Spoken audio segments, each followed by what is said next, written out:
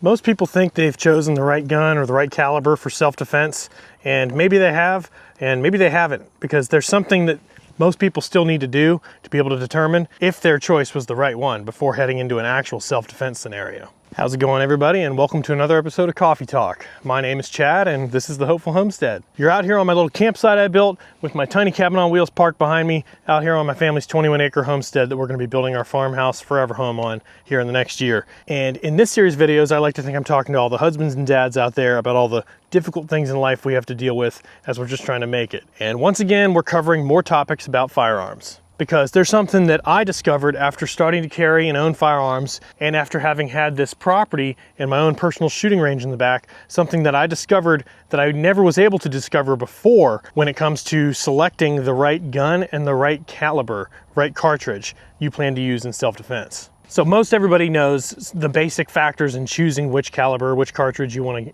to have as for self-defense. You look at things like ballistics, velocities, the heaviness of the bullet, penetration capability, over-penetration capability, availability and affordability of the cartridge, leading to how much you're able to practice with it. What type of gun can actually carry that cartridge and use it? These are all valid and important things to think about when choosing what kind of gun and caliber you want to use for self-defense. But there's one thing that, from what I can tell in the comments, most people haven't done, and that's become aware of just how loud their gun and their chosen cartridge will be in a real world life and death scenario when they have to use it without hearing protection. Because most people, you go to a gun range, a public gun range, where it's enclosed indoors, or maybe it's lucky enough to be an outdoors one. I prefer the outdoors kind mostly because you feel usually there's more variety of targets there. I can't stand going to an indoor range where it's just a paper target hanging from the ceiling 25 yards from you. I stress that it is important that you know what your gun sounds like and know how loud that caliber, how loud that cartridge will be to your naked ears. Because as I've told on a story out here before, I had done the typical thing where you start to be interested in firearms, you come across a few different types of guns and type of bullets you want to try out.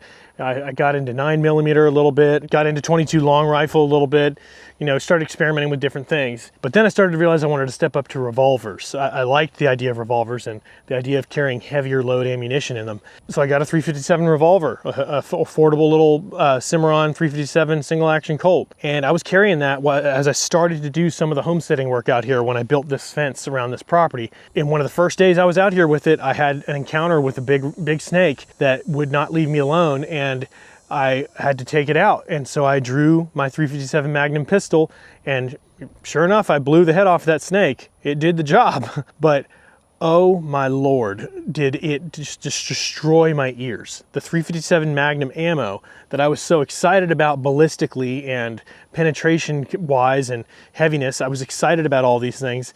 I had no idea, because I had only taken it out to the range, either at a public range or here on my private range, and worn hearing protection while firing it. And so I didn't know the impact it would actually have on me. It completely disoriented me. I had to stop working that day because I felt so much pain in my ears, and I felt so disoriented that I couldn't focus on what I was doing. And that was outside in a big wide open place. So can you imagine using .357 Magnum without hearing protection indoors in your house for self-defense?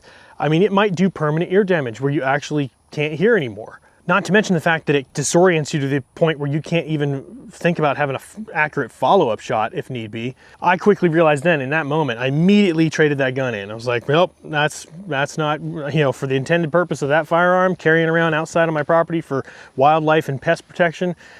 Absolutely not. That was the beginning of the journey that directed me towards .45 Colt. I started experimenting with other cartridges, found .45 Colt, and discovered that thing packs a punch, and it's a nice, manageable recoil that is still very heavy and very capable and has good penetration capability, but is actually surprisingly not that loud.